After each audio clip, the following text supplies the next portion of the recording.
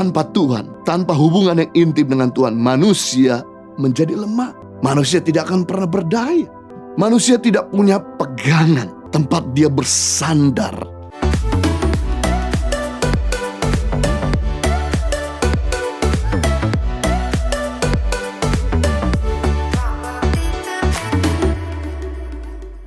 Yang kedua, mengapa kita perlu membangun hubungan dengan Tuhan?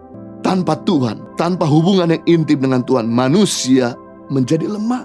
Manusia tidak akan pernah berdaya. Manusia tidak punya pegangan, tempat dia bersandar saat dia jauh dari Tuhan. Manusia akan mudah jatuh saat dia jauh dari Tuhan. Tapi manusia akan sangat menjadi kuat ketika dia dekat dengan Tuhan. Tidak banyak manusia mampu berdiri terlalu lama. Tetapi begitu ada sandaran membuat manusia itu bisa berdiri lebih lama dari kemampuannya. Tuhan adalah sandaran kita, membuat kita bisa berdiri dan melakukan apa saja yang ada di atasnya. Sebagai sebuah fondasi, dengan kita bertumpu pada fondasi yang kokoh, maka kita bisa membangun bangunan yang tinggi. Sekalipun ada angin, badai, hujan, bahkan gempa, bangunan itu akan tetap kokoh dan tidak kolaps atau hebat kerusakannya. Tapi kalau fondasinya lemah atau dia tidak berdiri atas fondasi yang benar, maka begitu ada sedikit pergerakan, dia akan mulai retak dan kemudian bisa terjadi kerusakan yang hebat. Yesaya pasal 40 ayat 31 bagian A dikatakan, tetapi orang yang menanti-nantikan Tuhan mendapatkan kekuatan baru. Kata menanti-nantikan adalah kata kerja.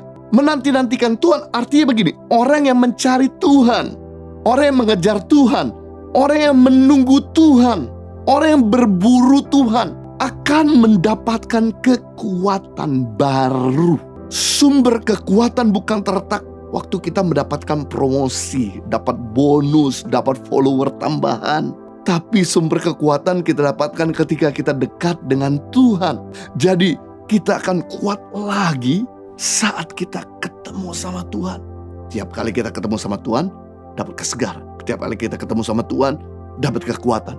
Tiap kali kita ketemu sama Tuhan, dapat hikmat. Ketika kita ketemu sama Tuhan, kita akan diberdaya. Sehingga yang lemah jadi kuat, yang sakit disembuhkan. Yesaya 40 ayat 31 dalam versi mudah dibaca. Saya akan bacakan, ini terjemahan yang menarik. Mereka yang percaya kepada Tuhan menjadi kuat lagi, seperti Raja Wali yang baru tumbuh bulunya. Mereka berlari tidak menjadi lemah, mereka berjalan tidak menjadi lelah. Sekarang pelari mana yang tidak menjadi lelah? Pejalan kaki mana yang tidak menjadi letih? Semua akan letih, tapi orang yang menanti-nantikan Tuhan itu mendapat kekuatan lagi. Seperti burung Raja Wali yang tumbuh bulunya. Nah, Raja Wali ketika dia sudah tua, dia punya dua pilihan. Pilihan pertama, dia menunggu mati beberapa saat kemudian atau waktu lagi. Atau yang kedua, dia melakukan renewal atau permajaan. Kalau dia mau melakukan renewal atau permajaan, maka si Raja Wali akan membuat sangkar yang aman di puncak gunung batu yang tinggi, yang aman, yang tidak mudah ada binatang buas yang datang. Dan dia mulai melakukan yaitu seperti retreat atau dia berhenti dari kesibukannya dan dia mulai memukulkan paruhnya di gunung batu itu sampai paruhnya lepas berdarah-darah. Dan kemudian dia mulai memukul cakarnya itu ke gunung batu sampai kukunya lepas semua berdarah-darah. Dan kemudian dia mulai mencabuti bulu-bulu yang ada di badannya. Dan dia harus menunggu atau menanti 6 bulan lamanya, dalam keadaan kedinginan, dalam keadaan sakit, dalam keadaan berdarah-darah, sampai paruhnya tumbuh lagi, kukunya tumbuh lagi yang baru, dan bulunya tumbuh lagi yang baru. Maka dia akan hidup sampai dengan 30 tahun ke depan. Jadi kita bisa melihat bahwa firman Tuhan dalam Yesaya 40 ayat 31 yang dikatakan bahwa kita yang menantikan Tuhan seperti Raja Wali yang tumbuh bulunya. Itu seperti ini, dia memiliki permajaan, memiliki kekuatan tambahan sehingga dia bisa terbang, sehingga dia bisa melakukan aktivitas untuk jangka waktu yang lebih panjang ke depan. Hal yang sama kalau kita mau mengalami permajaan, kita mau mengalami kekuatan yang baru, kita mesti bayar harga dengan menyerang jadwal padat kita, bersekutu dengan Tuhan, mencari hadiratnya. Maka kita yang lemah jadi kuat.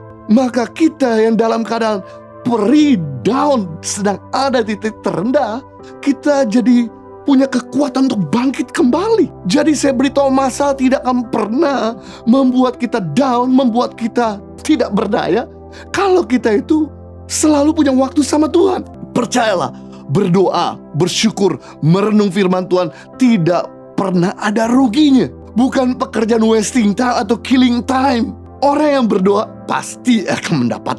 Orang yang bersyukur akan menyegarkan jiwanya. Orang yang menyembah akan mendapatkan kekuatan baru. Orang yang memuji Tuhan akan mengalami mujizat seperti Paulus dan Silas yang dibebaskan dari penjara ketika mereka memuji menyembah Tuhan. Terjadi gempa bumi yang hebat sehingga sendi-sendi penjara dibukakan. Bukan pekerjaan tangan manusia membuktikan bahwa ini tangan Tuhan, padahal dia di penjara karena memberitakan Injil. Dia tidak mengeluh, tapi dia bersyukur. Waktu dia bersyukur, mereka memuji Tuhan di tengah malam, terjadi mujizat. Wow, orang yang merenung firman Tuhan akan mengalami keberhasilan dan semakin bijaksana. Orang yang berjalan bersama Tuhan akan semakin kuat.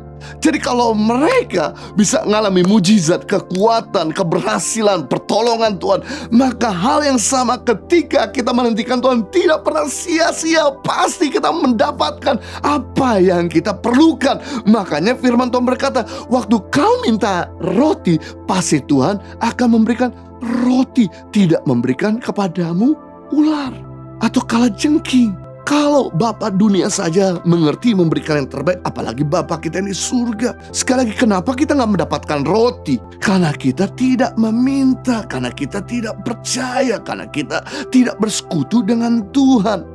Orang-orang yang dekat sama saya, sama istri saya, mereka lebih dapat banyak daripada orang-orang yang tidak dekat sama kami. Hal yang sama ketika kita dekat sama Tuhan, pasti kita diterit lebih spesial daripada mereka-mereka yang tidak dekat sama Tuhan.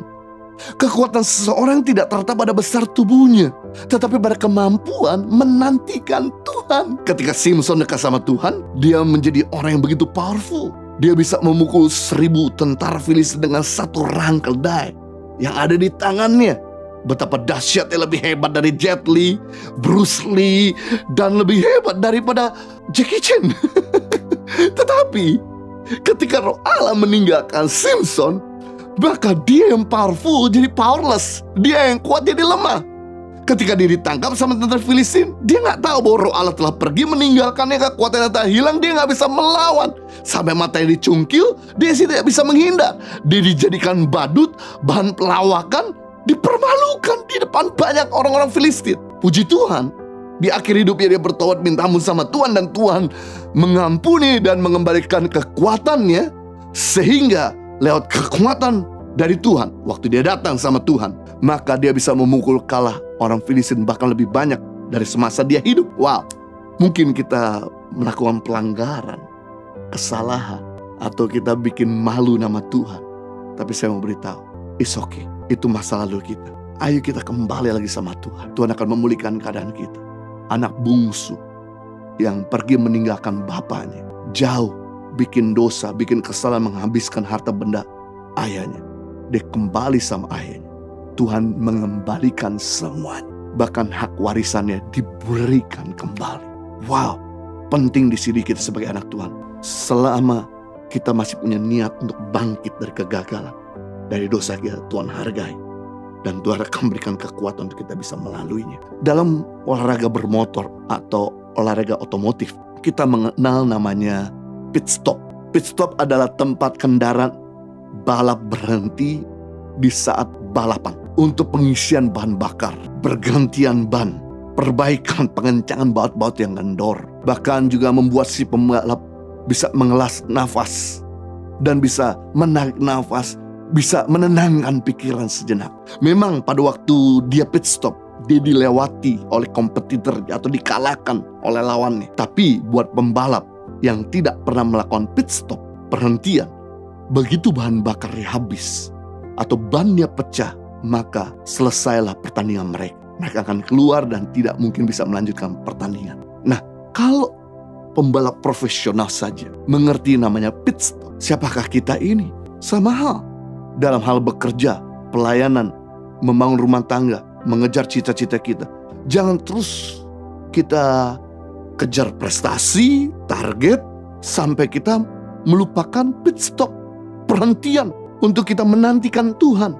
Agar kita bisa dikoreksi, agar kita bisa diberi kekuatan, agar kita bisa diberi pencerahan dan hikmat, dan kita bisa punya kekuatan tambahan, bahkan lebih besar untuk kita bisa berlari sampai garis akhir dan memperoleh hadiah yang Tuhan telah janjikan buat kita. Jadi kita belajar mengapa perlu bangun hubungan yang intim dengan Tuhan, sebab tanpa hubungan intim dengan Tuhan, kita menjadi manusia yang lemah, powerless.